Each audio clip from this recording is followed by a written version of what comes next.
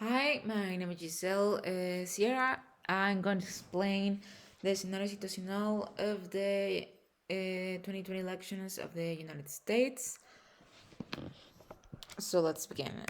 First of all, I'm gonna explain a little bit of the context of the UA elections. They took place on November 3rd, 2020. It was Biden versus Trump. Biden represented the Democrat Party and Trump representing the Republican Party. The winner was Biden. He won with a total of 306 votes. It was his third time running for president, and he had a lot of support for the rural areas in POC. Trump was the president. He didn't want this, meaning that he didn't get reelected, but he had a lot of support for the white rich people of America. How they will affect in the economy. Well, first of all, we need to talk about the trade war. If Trump had won, the trade war wouldn't have had a lot of changes overall, because he didn't want to lose this kind of game, this kind of chicken game that it had. Maybe it will be less restrictions because of the pandemic, but in general, Mexico will have been more benefited because it's mean with more restrictions toward China. Mexico will have a lot more work and exports to do. With Biden in the power, there will be some changes. There will not be a complete free of removal of the restrictions that have been put, but there will be less. Still, things like the iron, I don't think it goes as hard, and that will still benefit Mexico. It will be a little bit less, but it's still a good thing. Um, Biden has with the Trump and the TAMEC, he will sign it and all. He will want to write taxes for what's going on. Biden went to rise the public spending, but I think the Biden of all he the strategy to promote the internet trade.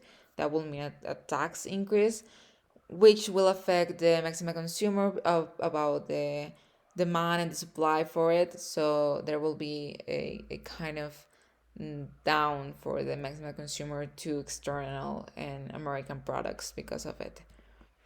Now talking about the law, we know, and one of the worrisome things about United States is been the migrations law. With Trump, there was the build up of the wall, there was the removal of DECA, the implementation of ICE, which violate a lot of human rights, like the free will to move, and for kids who've been stuck in cages, the right to have a family. So Biden has said that this will change. He plans on not stop the building of the wall, and they want to make a dreamer policy about the DACA kids coming back, a more flexible migration, because in the end he had said that America is a country of immigrants, so it would be very stupid of him if he will state it the same as Trump did.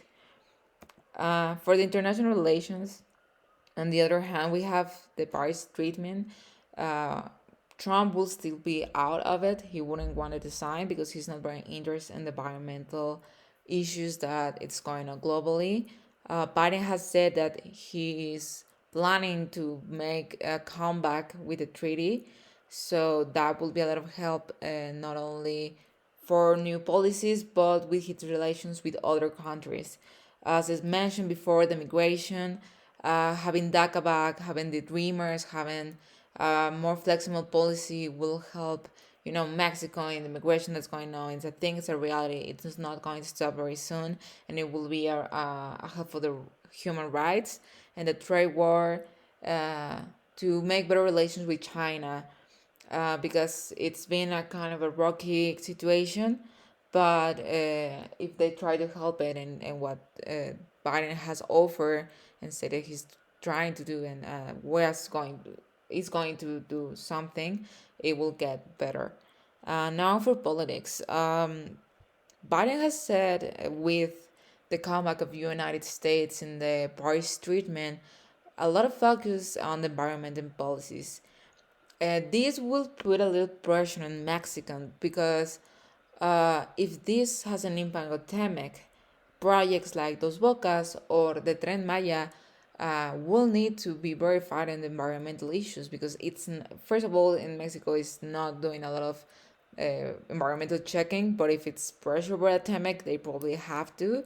And other thing that Biden has said is that what a better health system, a health-free healthcare, and to promote better policies for the pandemic, like the forced use of masks until the COVID is gone. Um, Trump, on the other hand, didn't have a lot of plan on the environment, which in a way would be better in quoting Mexico, because it wouldn't be a lot of things against their projects like Tren Maya Dos Bocas. And for his country, didn't see health as a priority to invest on. So basically, he didn't. It wouldn't be change in their institutional things, as a comparison of what Biden is going to do, and it's going to put a pressure and a change. So in conclusion, we're with Biden right now, and it's going to be a rocky way with Mexico, because our president is not in the same page as Biden is, and they're gonna be a little rocky overall with the environment and the energetic policies that probably is going to be with the TAMEC too. So it's going to be rocky, but I think if what Biden and the things that Biden is going for has to force the Mexican government to get and step up and do things better, it's going to be worth it.